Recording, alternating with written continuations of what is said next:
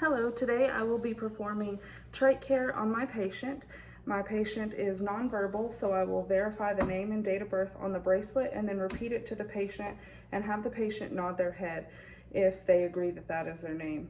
I will assess the patient for pain. If the patient does have pain, you do address that before. I have introduced myself and let the patient know that we will be suctioning and to give us a hand signal if at any point they feel in distress. I would raise my bed, put the patient in a semi-Fowler's position. I will have draped my patient. I did not drape them here because it would be too hard to see in the video. Okay, so first we will open our packaging. Okay, I have taken the sterile gloves out because they're hard to refold.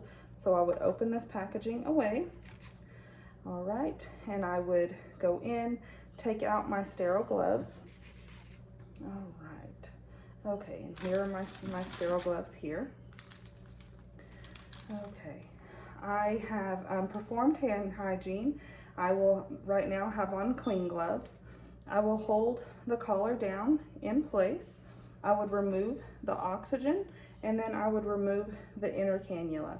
If this is a disposal inner cannula, you would not reach over your sterile field, but you would dispose of the the inner cannula, or you would place it in a cup of normal saline to wash with your brushes.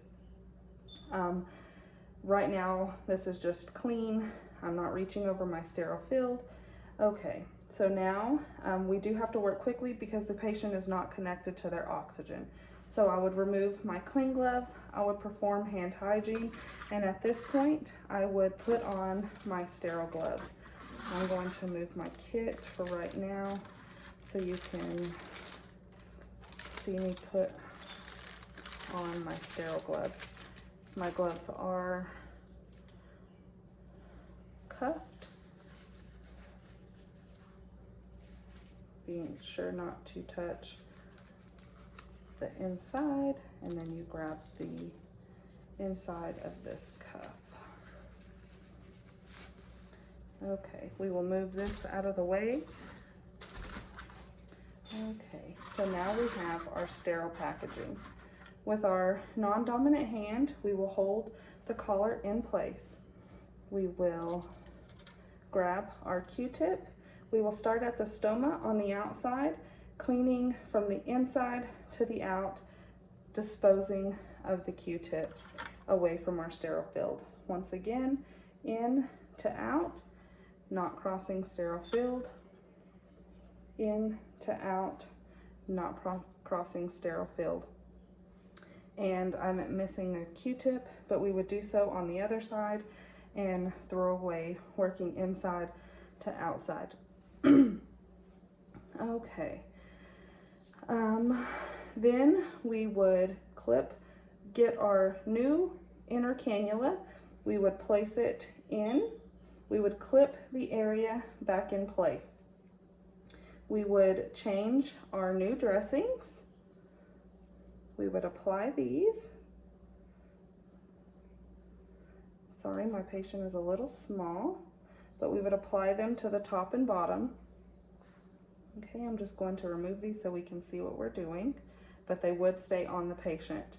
At this point, I would apply the oxygen back and I would ask for assistance from another nurse so I can apply the new collar, which I assume that's what this is. I would have my assistant hold the collar in place. I would start on one side, unclipping, and then bring it down to the other side, around, and bring it out and throw it away.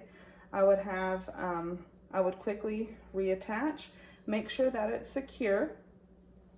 After the patient is stable, after the patient is, the care has been complete, I would assess for lung sounds.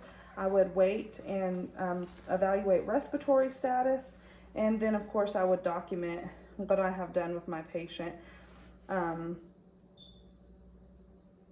And I believe that is all I have to do.